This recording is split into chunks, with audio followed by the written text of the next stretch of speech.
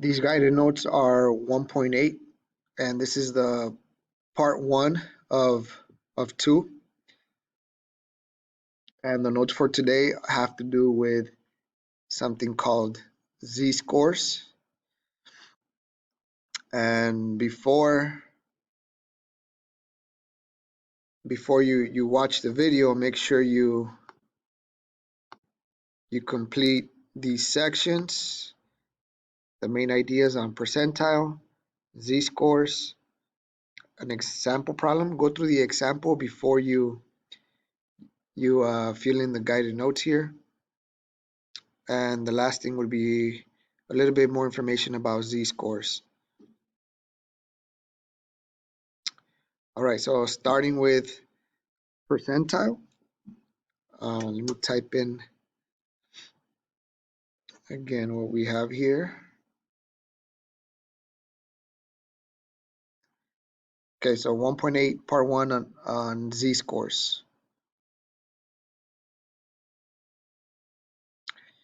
Okay, so a percentile, the definition for a percentile is going to be a percent of values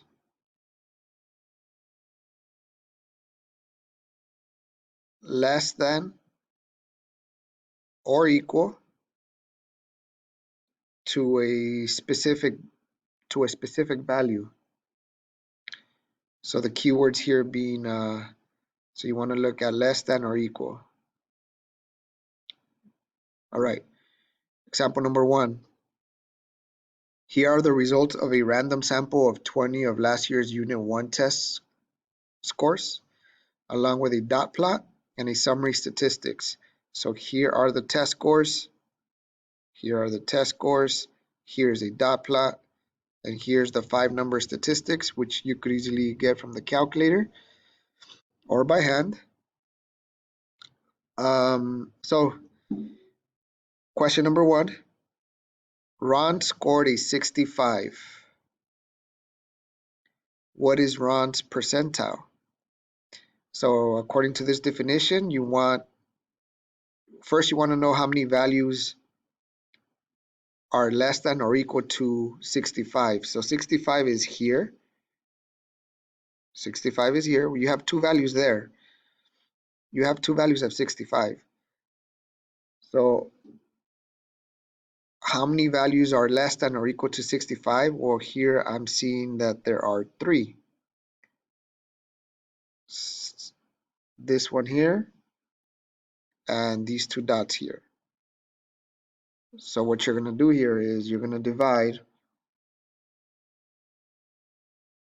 There are three values that are less than or equal to 65. And how many total there are? There are 20 dots or 20 scores. So you divide that, and this will tell you the percentile. So divide this, and it'll get 0.15. So then we say that 0.15 is the 15th percentile. So with a score of 65, Ron would be in the 15th percentile. All right, number two, what score would be considered the 80th percentile? So for the 80th percentile, we need a little bit of algebra here. We don't know the score, but we do know how many test scores there were, and we do know that we want to land in the 80th percentile. So right here's you do a little algebra here. Maybe do a little cross multiplying here. 20 times 0.80 will give you x equals 16. So what score is the way you interpret this is what score is the 16th value. So if we count here, and we count, and I'm looking for the 16th value. So it's 1, 2, 3, 4, 5, 6, 7, 8, 9, 10, 11, 12, 13, 14, 15, 16. All right, so that would be 88. This would be 89. That's 90. So 88.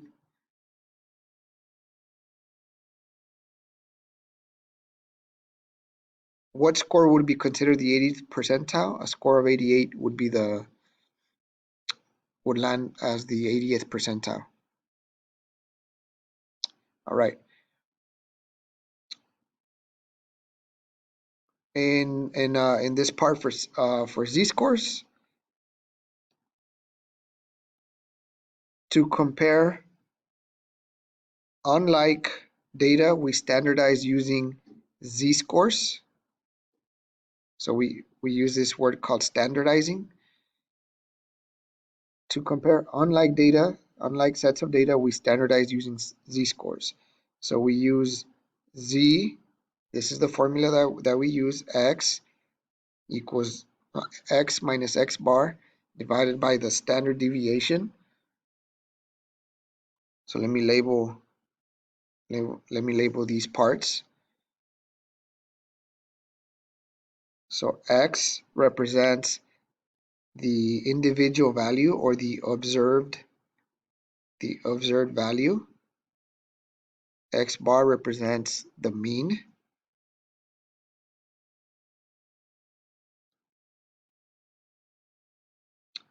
And here's the standard deviation.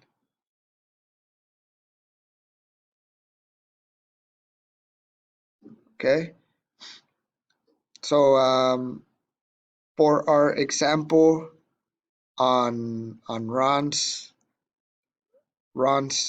z-score, if we wanted to find his z-score here, we would put the individual value, which he got a 65. He scored a 65 minus the mean. So the mean, they're telling us right here, it is 80. And the standard deviation is 10. Calculate that and you should get negative 1.5. A negative z-score means that he's 1.5 standard deviations below the mean.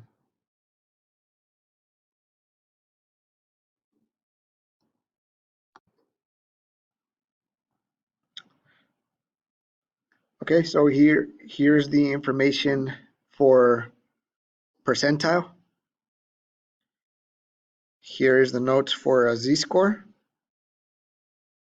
And the last two topics here is an example of a z-score. So let's just talk briefly over this. Question number 1.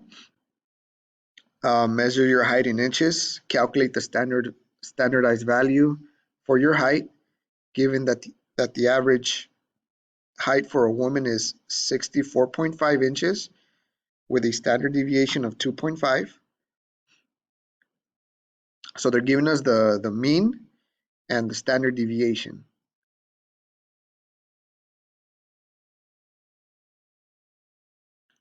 And the standard deviation is 2.5.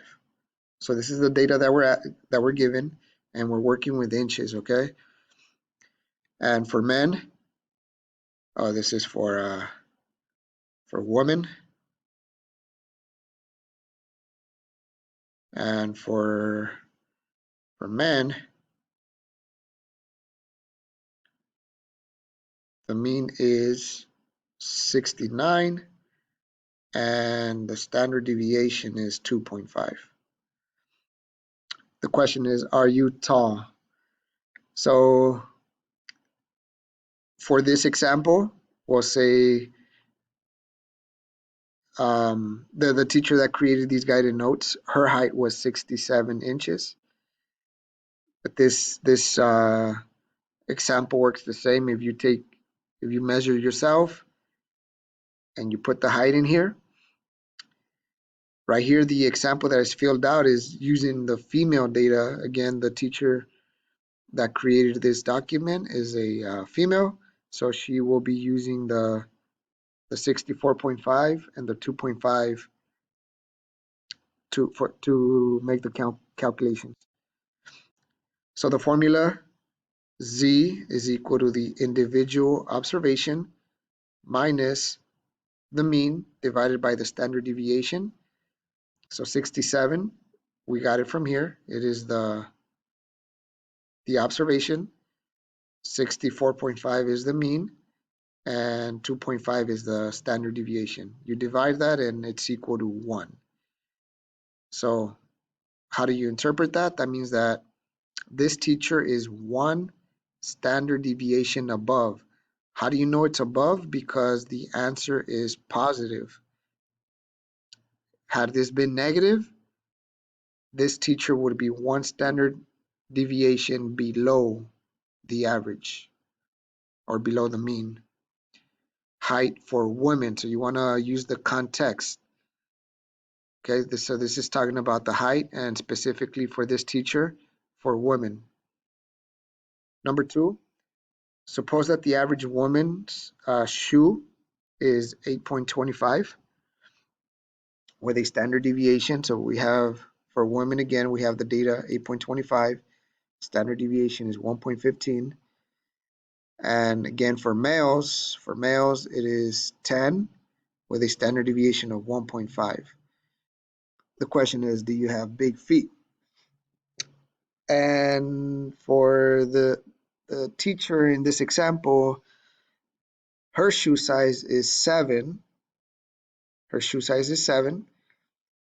So again, this is why they're using female data again in this example, is because you want to make sure if you're a female, you use the female data, or males, use the male data.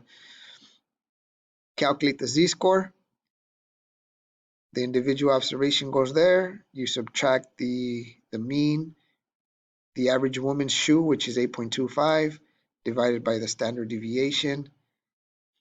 And we get about negative 1.08696. But if you round it off, right here, then the way you interpret that, since it is negative, this is going to be below the average. So this teacher is negative 1.09 standard deviations below the mean for women. All right. So this part is very important. The interpretation of what a z-score represents is very important. Make sure you have that down. Number 3, suppose Sharon wears a size 9 shoe and Andre wears a size 9 as well. But now we're talking about female and a male. Does Sharon have big feet? And does Andre have big feet? So for Sharon, she's a size 9 minus this is for females. Remember, for females, for female it was 8.25. But for males, the average shoe size is a 10. For males is a 10. Okay, so that's why it changes right here. This is for females and this is for males. Same thing for the standard deviation. You want to use 1.115 using the female data and 1.5 using the male data. Calculate that. For Sharon, it is 0.65. Notice that is positive. If you're positive, if the z-score is positive, that means you're above the mean. Andre has a negative z-score, that means Andre is below the mean. So in other words, Sharon has above average shoe size, but Andre does not.